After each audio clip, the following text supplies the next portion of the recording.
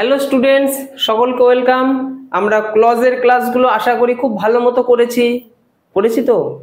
তোমরা যারা ক্লজ করনি ভালো করে আগে আমার ক্লজের ক্লাসগুলো করে আসো, কারণ যারা ক্লজটা বুঝেছে তাদের কাছে ফ্রেজটা বুঝতেই লাগবে না, জাস্ট একটু কানে শুনলেই হয়ে যাবে।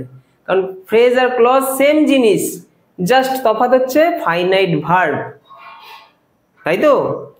আমি বেসিক থেকেই বলবো, যেহেতু আমি ফ্রেজের আজকের ফ্রেজ অংশটা পুরোটাই নিয়ে এসেছি, পুরোটাই আমি মোটামুটি আলোচনা করব যেটুকু আমাদের প্রয়োজন। খুব গভীর ডিটেলসে যাওয়ার প্রয়োজন নেই, যেটুকু প্রয়োজন যেটুকু থাকলেই আমরা মোটামুটি বুঝে যাব, জাস্ট সেটুকুই আমরা করব। যারা আগের ক্লাসটা করনি, ক্লজটাকে বুঝে নাও, ক্লজটা বুঝতে পারলে ফ্রেজে কোনো তখন সমস্যাই হবে না। তো ফ্রেজ এবং ক্লজ এই দুটো অংশই কিন্তু কি একদল শব্দগুচ্ছ। আমি একদম প্রথম ক্লাসে বলেছি, যেখানে আমি একদম প্রিন্সিপাল ক্লজ, সাবঅর্ডিনেট ক্লজ, ঠিক আছে, সাবঅর্ডিনেট ক্লজের মধ্যে যে অংশগুলো সমস্ত বিষয় নিয়ে এর আগে আলোচনা হয়েছে, সেখানে কিন্তু আমি বলেছি ফ্রেজ আর ক্লজটা কি। তাও বলছি শোনো। তো একদল শব্দ, এ গ্রুপ অফ ওয়ার্ড, যেটাকে আমরা ক্লজ বলতে পারি, ফ্রেজ বলতে পারি। শুধু ডিফারেন্স হচ্ছে ফাইনাইট ভার্ব। ক্লজে একটা ফাইনাইট ভার্ব থাকবে। ফাইনাইট ভার্ব মানে যে ভার্বটা কার্য সম্পন্ন করছে, ঠিক আছে, একটা সেন্টেন্সে যে ভার্বটার মধ্যে দিয়ে একটা কাজ করা বোঝাচ্ছে, সেটাকে ফাইনাইট ভার্ব বলবো। সেই ফাইনাইট ভার্ব যদি ওই একদল শব্দগুচ্ছ বা এ গ্রুপ অফ ওয়ার্ডের মধ্যে থাকে, তাহলে সেটা হয়ে যাবে ক্লজ। আর যদি না থাকে, মানে ফাইনাইট ভার্ব নেই কিন্তু একদল শব্দ, এ গ্রুপ অফ ওয়ার্ড, মানে যেখানে দুটো তিনটে ওয়ার্ড রয়েছে, কাউকেই বাদ দেওয়া যাচ্ছে না, সেটাকে আমরা বলবো ফ্রেজ। এই অংশটা আশা করি বুঝেছো। এবং ক্লজ ফ্রেজের মধ্যে কোনো ব্যাপারই নেই, সেরকম ডিফারেন্সই নেই। মানে বিষয়টা হচ্ছে যেমন ঠিক নাউন ক্লজ করেছিলে, ঠিক তেমনই noun phrase, just finite verb থাকবে না। যেমন অ্যাডজেক্টিভ ক্লজ করেছিলি, তেমনই অ্যাডজেক্টিভ ফ্রেজ। যেমন অ্যাডভার্ব ক্লজ করেছিলে, অ্যাডভার্বিয়াল ক্লজ, ঠিক একই রকম অ্যাডভার্বিয়াল ফ্রেজ। চলো এবার আমরা একদম শুরু থেকে শুরু করি। নাউন, অ্যাডজেক্টিভ, অ্যাডভার্বিয়াল, প্রিপোজিশনাল এবং ভার্বাল, একদম সম্পূর্ণভাবে যেটুকু প্রয়োজন আমাদের জানার জন্য, সেই অংশগুলো নিয়ে আজকে আলোচনা করব। মেন অংশ হচ্ছে নাউন, অ্যাডজেক্টিভ, অ্যাডভার্ব। তাহলে ফ্রেজের মূলত যে তিনটে অংশ, সেটা হচ্ছে নাউন, অ্যাডজেক্টিভ, অ্যাডভার্ব, ঠিক আছে। যেমনটা ক্লজে ছিল ঠিক সেম। এই তিনটে জিনিস আমাদেরকে খুব ভালো মতো বুঝতে হবে, কারণ একটা সেন্টেন্সে এই অংশগুলো খুব থাকে। চলো দেখি এবার কি। দেখো, নাউন তোমরা জানো নাউন কি? পার্ট অফ স্পিচে আমি নাউনের ক্লাস করিয়েছি না, তোমরা দেখে থাকলে দেখে নেবে। তো নাউন আমরা জানি, একটা নাউন একটা সেন্টেন্সে কি করে। নাউন কখনো সাবজেক্টের মতো কাজ করতে পারে, অবজেক্টের মতো কাজ করতে পারে। নাউন মানে কি নাম বোঝায়, তাহলে নাউন ফ্রেজ মানেও কিন্তু নাম বোঝাবে, তাই তো। কিন্তু নাউন আর নাউন ফ্রেজের মধ্যে বেসিক ডিফারেন্স হচ্ছে, নাউন হচ্ছে সিঙ্গেল ওয়ার্ড আর নাউন ফ্রেজ হচ্ছে একদল ওয়ার্ড বা গ্রুপ অফ ওয়ার্ড। দুটো তিনটে ওয়ার্ড থাকবে, তার বেশি ওয়ার্ড থাকতে পারে, ঠিক আছে। তো খুব ডিটেলসে আমি বলছি না, কারণ আগের ক্লাসে আমি একদম সম্পূর্ণ বোঝানো হয়ে গেছে, ঠিক আছে। তো ওই ক্লাসগুলো কিন্তু সবার আগে দেখতে হবে। আচ্ছা, এবার আমরা সেন্টেন্সের মধ্যে দিয়ে বোঝার চেষ্টা করি। দেখো প্রথম সেন্টেন্সটা দেখো, they were given food and clothing, মানে তাদেরকে দেওয়া হয়েছে। কি দেওয়া হয়েছে? তাদেরকে কি দেওয়া হয়েছে, মানে এটা কিন্তু ভয়েস চেঞ্জ হয়ে রয়েছে, প্যাসিভ ভয়েসে রয়েছে, ঠিক আছে। তো they were given food and clothing, তাদেরকে দেওয়া হয়েছে খাদ্য এবং কাপড়, খাদ্য বস্ত্র তাদেরকে দেওয়া হয়েছে। তো এখানে আমরা দেখতে পাচ্ছি দে, এটা একটা কি pronoun, were verb, given verb. তো বাকি যে অংশটা রয়েছে, এটা কিন্তু এখানে নাউনের মতো কাজ করছে। এই অংশটাকে তাহলে আমরা বলবো, ফুড অ্যান্ড ক্লথিং কে আমরা বলবো noun phrase, not clause, phrase. কারণ দেখো এই অংশটার মধ্যে কিন্তু কোনো ভার্ব নেই, তাই তো। দেখো ফুড অ্যান্ড ক্লথিং, এখানে ফুড এবং ক্লথ এই দুটো নাউন, কিন্তু এই দুটো নাউনকে অ্যান্ড দিয়ে যুক্ত করা হয়েছে এবং এই পুরোটা নাউনের মতো কাজ করছে এই সেন্টেন্সটার মধ্যে। মানে তাদেরকে কি দেওয়া হয়েছে, যেটাই দেওয়া হবে সেটাই তো নাউন, তাই না। তো সিঙ্গেল ওয়ার্ড থাকলে নাউন বলতাম, যেহেতু তিনটে ওয়ার্ড রয়েছে, তাহলে এটাকে আর নাউন বলবো না, কি বলবো, নাউন ফ্রেজ। আচ্ছা, তো একটা জিনিস আমরা কি বুঝতে পারছি, দেখো নাউন ফ্রেজ অনেক ক্ষেত্রে এমন হয়, একটা নাউন ফ্রেজের মধ্যে দুটো নাউন অ্যান্ড দিয়েও কিন্তু যুক্ত থাকে। আচ্ছা, পরের সেন্টেন্স দেখি, হি ওয়াজ ফেইথ ইন গড। তো এই অংশটার মধ্যে কোনটা নাউন ফ্রেজ? অবশ্যই নাউন ফ্রেজ, আমি যেহেতু এক্সাম্পল দিয়েছি এদিকে সবই নাউন ফ্রেজই হবে। কিন্তু কোন অংশটাকে তুমি নাউন ফ্রেজ বলবে? তুমি একটা সেন্টেন্সে সবার আগে সাবজেক্ট আর ভার্বকে আলাদা করে দাও, তারপর দেখো না কোন অংশটা করে থাকে। চলো দেখি, হি, এটাকে আমরা সাবজেক্ট, এটা প্রোনাউন, সাবজেক্টের মতো কাজ করছে, তাহলে হি হ্যাজ। তার আছে, কি আছে? ফেইথ ইন গড, মানে ভগবানের প্রতি বিশ্বাস। এই অংশটাকে কিন্তু আমরা বলবো তাহলে ফ্রেজ। কেন? এই যে আমরা সাবজেক্ট ভার্বকে আলাদা করলাম, তারপরে যে অংশটা পড়ে রইলো, এই অংশটার মধ্যে কিন্তু তুমি কাউকে বাদ দিতে পারবে না, কারণ এটা একসাথেই তৈরি হয়েছে, ঠিক আছে? এবং এর মধ্যে কোনো ভার্ব নেই, তো এটাকে আমরা ফ্রেজ বলবো, ঠিক আছে? এবং কি ফ্রেজ? Noun phrase. কেন? এটা নাউনের মতো কাজ করছে, মানে তার আছে, কি আছে, যেটা আছে সেটাই তো নাউন, তাই না? কি আছে, আছেটা কি? যেটা আছে সেটাই নাউন। তো এটার মধ্যে কোনো কি বলে ভার্ব নেই, ভার্ব নেই বলতে ফাইনাইট ভার্ব নেই, তাই এটা ক্লজ হওয়ার কোনো সম্ভাবনা নেই। যদি ভার্ব থাকতো, ফাইনাইট ভার্ব থাকতো, তাহলে এটা হয়তো নাউন ক্লজ হতো, তাই না? তো এটাকে আমরা বলবো নাউন ফ্রেজ।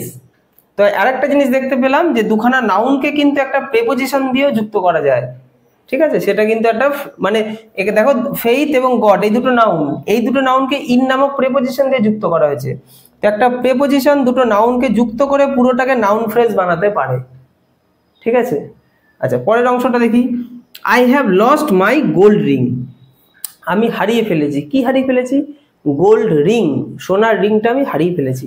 তাহলে আই হচ্ছে সাবজেক্ট, হ্যাভ হচ্ছে ভার্ব, লস্ট হচ্ছে ভার্ব, আমি হারিয়ে ফেলেছি, মাই হচ্ছে পজিটিভ কেস, তাই তো, পজিটিভ প্রোনাউন, গোল্ড রিং এই অংশটা হচ্ছে ফ্রেজ।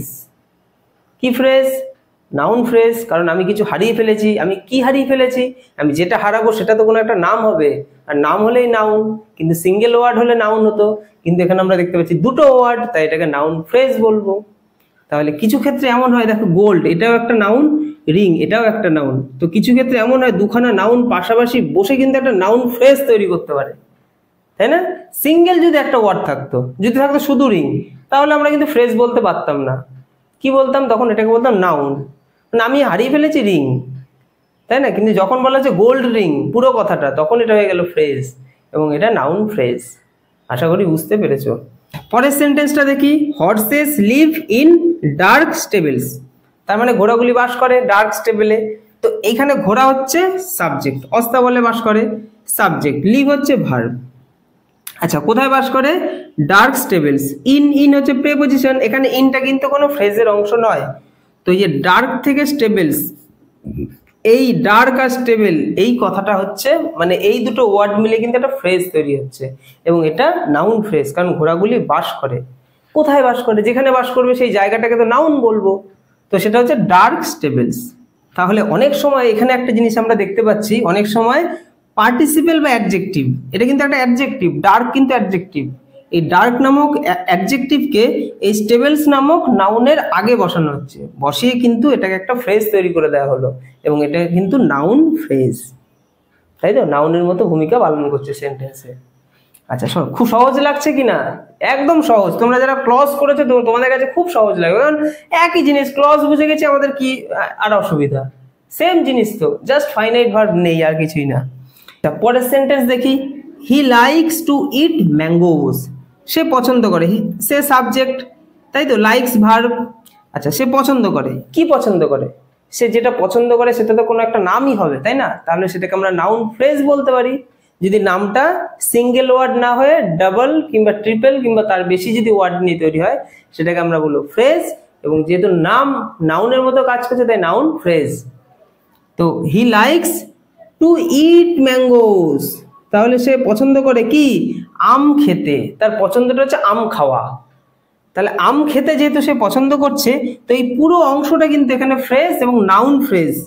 তাহলে এখানে কিন্তু একটা জিনিস দেখতে পেলাম, অনেক সময় নাউনের আগে একটা ইনফিনিটিভ বসিয়ে পুরোটাই কিন্তু নাউন ফ্রেজ করা হয়, কারণ এটা ইনফিনিটিভ কাকে বলে তোমরা জানো? ভার্বের সাথে, মানে টু প্লাস ভার্বের ফার্স্ট ফর্ম, এটাকে তো আমরা ইনফিনিটিভ বলি। ইট হচ্ছে ভার্বের ফার্স্ট ফর্ম, তার আগে টু বসিয়ে আমরা ইনফিনিটিভ বানালাম, এবং এই ইনফিনিটিভের পরে একটা নাউন আছে, তো নাউনের আগে এরকম ইনফিনিটিভ বসিয়ে আমরা কিন্তু নাউন ফ্রেজ তৈরি করতে পারি। মানে সেন্টেন্সে যদি আমরা এরকম দেখি, তাহলে কিন্তু সেটাকে খুব সহজেই চিহ্নিত করব নাউন ফ্রেজ হিসেবে, এবং অবশ্যই সেটা ফ্রেজ, তার কারণ হচ্ছে কোনো ফাইনাইট ভার্ব এর মধ্যে নেই। এখানে ইট কিন্তু খাওয়া বোঝাচ্ছে, কিন্তু টু প্লাস ইট এটা কিন্তু কোনো ফাইনাইট ভার্ব নয়, তো এই জন্য কিন্তু এটাকে ভার্ব ধরলে হবে না। ইনফিনিটিভকে কিন্তু আমরা ফাইনাইট ভার্ব বলতে পারি না। আচ্ছা, পরের অংশ। আই এনজয় প্লেইং ক্রিকেট, আমি পছন্দ করি, কি পছন্দ করি? ক্রিকেট খেলতে। তাহলে আমি সাবজেক্ট, এনজয় ভার্ব, আমি পছন্দ করি। আমি যেটা পছন্দ করি সেটা তো নাউন। কি পছন্দ করি? ক্রিকেট খেলতে পছন্দ করি, তাহলে প্লেইং ক্রিকেট। তো এই অংশটা হয়ে গেল ফ্রেজ। কি ফ্রেজ? অবশ্যই নাউন ফ্রেজ, নাউনের মতো কাজ করছে। এবং এখানে আমরা দেখতে পাচ্ছি কি, ক্রিকেট এটা একটা নাউন, এই নাউনের আগে একটা জেরান্ড, প্লেইং হচ্ছে জেরান্ড, জেরান্ড, তাই তো? প্লে নামক ভার্বের সাথে আইএনজি যুক্ত হয়ে যখন সেন্টেন্সে নাউনের মতো কাজ করে তখন আমরা সেটাকে জেরান্ড বলি। তো অনেক সময় নাউনের আগে একটা জেরান্ড বসে এই পুরোটাকে নাউন ফ্রেজ বানিয়ে দেয়। তো এখানে কিন্তু ক্রিকেট নামক একটা নাউন, তার আগে একটা জেরান্ড বসলো, এই দুটো মিলিয়ে পুরোটাকে কিন্তু একটা ফ্রেজ বানালো এবং ফ্রেজটার নাম হয়ে গেল নাউন ফ্রেজ। কারণ নাউনের মতো কিন্তু এখানে কাজ করছে। আমরা যেটা এনজয় করছি, যে জিনিসটা এনজয় করছি তার তো একটা নাম আছে, তো নাম থাকলেই নাউন। আচ্ছা, খুব সহজে কিন্তু আমরা নাউন ফ্রেজ বুঝতে পারলাম। এরপর অ্যাডজেক্টিভ ফ্রেজটা আমরা বুঝে নেব খুব সহজে, জলের মতো করে। অ্যাডজেক্টিভ ফ্রেজ যেটা আমাদের বুঝতে হবে, মানে একদম যেমনটা ক্লজ ছিল, আমরা অ্যাডজেক্টিভ ক্লজ যেমন করেছি ঠিক সেম অ্যাডজেক্টিভ ফ্রেজ, শুধু ডিফারেন্স ফাইনাইট ভার্ব থাকবে না। আমি এই কথাটা কিন্তু অনেকবার বলছি যাতে তোমাদের একদম কানের মধ্যে জিনিসগুলো বাজে, কোনোদিন যাতে ভুলতে না পারো। তো অ্যাডজেক্টিভ কেন আছে একটা সেন্টেন্সে? দোষ গুণ বোঝাতে, নাউন প্রোনাউনের দোষ গুণ বোঝায়, সাবজেক্টের দোষ গুণ বোঝানোর জন্য আসে। তো অ্যাডজেক্টিভ যদি দোষ গুণ বোঝাতে আসে, মানে নাউনকে বা প্রোনাউনকে বিশেষিত করতে আসে, মানে তার বিশেষণ বোঝাতে যদি আসে, তো অ্যাডজেক্টিভ ফ্রেজেরও তো একই কাজ হবে, কাজ তো আলাদা কিছু হবে না, তাই না? অ্যাডজেক্টিভ আর অ্যাডজেক্টিভ ফ্রেজের মধ্যে basic difference, adjective single word আর অ্যাডজেক্টিভ ফ্রেজ হচ্ছে ডাবল কি ট্রিপল কিংবা তার বেশি, মানে 3-4টে বা তার বেশি ওয়ার্ড, যেটাকে আমরা বলবো এ গ্রুপ অফ ওয়ার্ড। আচ্ছা, এবার আমরা দেখি he is a man of wealth. তাহলে হি হচ্ছে সাবজেক্ট, ইজ হচ্ছে ভার্ব। তাহলে he is a man of wealth মানে তার অনেক ধন সম্পদ রয়েছে, তিনি একজন ধনবান ব্যক্তি, তাই তো? তো ধনবান ব্যক্তি যেহেতু, তো হি সাবজেক্ট, ইজ ভার্ব। তো এ ম্যান অফ ওয়েলথ, এই যে পুরো অংশটা তোমরা দেখতে পাচ্ছ, he is a man of wealth. এখানে কিন্তু এ ম্যান অফ ওয়েলথের মধ্যে আমি এ কে নেব না, এ বাদে, এ তো আর্টিকেল হিসেবে আমরা এ কে নেব। তাহলে হি ইজ এ, সে হয় একটা, সে কি? সে হচ্ছে ধনী। তাহলে ধনী কি? ধনী কাকে বিশেষিত করছে? তাকে। মানে এই যে ম্যান অফ ওয়েলথ, এই যে সে যে ধনী, ধনী কথাটা কার জন্য এসছে? হি এর জন্য, তাই না? হি প্রোনাউন, প্রোনাউন সম্বন্ধে এক্সট্রা ইনফরমেশন দেওয়া হচ্ছে, প্রোনাউনের বিশেষিত, মানে প্রোনাউনকে বিশেষিত করা হচ্ছে। তো এই অংশটাকে কিন্তু আমরা বলতে পারি কি? Adjective phrase. কারণ অ্যাডজেক্টিভের কাজই হচ্ছে নাউন বা প্রোনাউনের সম্বন্ধে এক্সট্রা ইনফরমেশন দেওয়া, তার দোষ গুণ সম্বন্ধে বলা। অ্যাডজেক্টিভ ফ্রেজেরও তো সেম কাজই হবে, তাই না? আচ্ছা, পরের সেন্টেন্সটা দেখি। such an act is deserving of the highest praise। মানে এই ধরনের কিছু কাজ যেটা ডিজার্ভ করে হাইয়েস্ট প্রেইজ, মানে খুব পরিমাণে আর কি প্রশংসা, মানে এই ধরনের কাজ সবার প্রশংসা কুড়িয়ে নেয় আর কি। তো such an act is deserving। তো such an act এটা এখানে সাবজেক্টের মতো কাজ করছে, ইজ হচ্ছে verb, such an act is deserving of, এই deserving of এই কথাটা কিন্তু এখানে ফ্রেজ। কি ডিজার্ভ করছে? হাইয়েস্ট প্রেইজ, মানে অনেক প্রশংসা এখানে ডিজার্ভ করে, মানে সে অনেক প্রশংসা ডিজার্ভ করে, তাই তো? তো এখানে আমরা ডিজার্ভিং অফ এই কথাটাকে আমরা বলবো অ্যাডজেক্টিভ ফ্রেজ। কারণ এই কথাটা কার জন্য এসেছে? এই কাজটার জন্যই কিন্তু ডিজার্ভিং অফ কথাটা এসেছে। তো এটা হচ্ছে গেল অ্যাডজেক্টিভ ফ্রেজ। পরের সেন্টেন্স দেখি। Mother Teresa's was a life dedicated to the service of humanity. তো এখানে দেখতে পাচ্ছি মাদার টেরেজার জীবন উৎসর্গিত হয়েছে কার জন্য? মানুষের জন্য, মানুষের মানে হিউম্যানিটির জন্য। তো মাদার টেরেজা এখানে সাবজেক্ট, ওয়াজ ভার্ব চলে আসলো, তারপরে দেখতে পাচ্ছি ডেডিকেটেড টু। এই যে ডেডিকেটেড টু দেখতে পাচ্ছ, এই যে টু এর সাথে ডেডিকেটেড এই অংশটা কিন্তু এখানে ফ্রেজ এবং এটা অ্যাডজেক্টিভ ফ্রেজ। কারণ এই কথাটা কিন্তু পুরোটাই এসেছে মাদার টেরেজার জন্য, তাই না? ডেডিকেট করা হয়েছে মাদার টেরেজার লাইফটাকে, মানে জীবনটাকে ডেডিকেট করা হয়েছে। তো এটাকে কিন্তু আমরা বলবো একটা ফ্রেজ এবং এটা হচ্ছে অ্যাডজেক্টিভ ফ্রেজ। পরের সেন্টেন্সটা দেখি। Netaji was a man of iron will. তাহলে নেতাজি হচ্ছে প্রবল ইচ্ছা সম্পন্ন ব্যক্তি একজন, তাই তো? তার মধ্যে প্রবল ইচ্ছা শক্তি রয়েছে, ইচ্ছা শক্তিতে ভরা। তো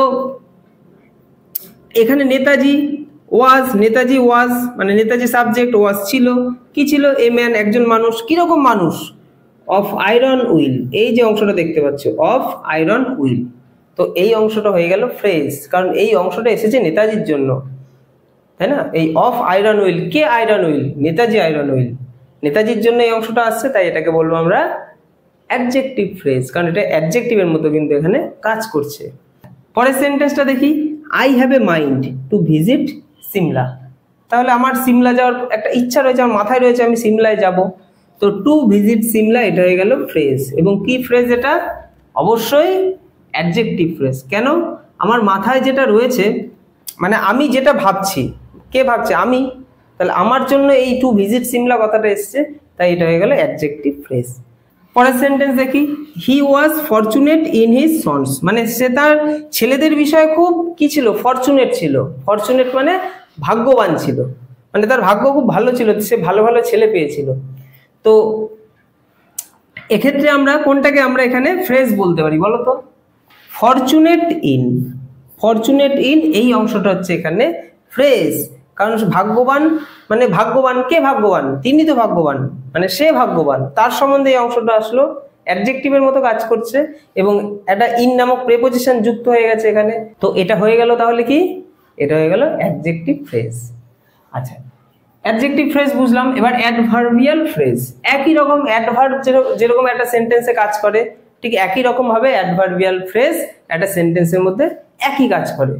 চলো দেখি অ্যাডভার্ব কি কাজ করে। অ্যাডভার্ব যাদেরকে বিশেষিত করে আমরা তো জানি, অ্যাডভার্ব ভার্বকে বিশেষিত করে, অ্যাডজেক্টিভকে বিশেষিত করে, আবার এমন ক্ষেত্রে কি অ্যাডভার্বকেও বিশেষিত করে, তাই না? তো বিশেষ ক্ষেত্রে আমরা ভার্বের দিকেই দেখবো, বেশিরভাগ ক্ষেত্রে অ্যাডভার্ব ভার্বের জন্যই আসে। দেখো, the beggar is begging from door to door, তাহলে বেগার বেগ করছে, ভিক্ষা করছে, কোথায় ভিক্ষা করছে? ডোর টু ডোর, মানে দরজায় দরজায় ভিক্ষা করছে, তাহলে ডোর টু ডোর এই অংশটা কিন্তু এখানে একটা ফ্রেজ, ঠিক আছে? কি ফ্রেজ? Adverbial phrase. কেন অ্যাডভার্বিয়াল ফ্রেজ?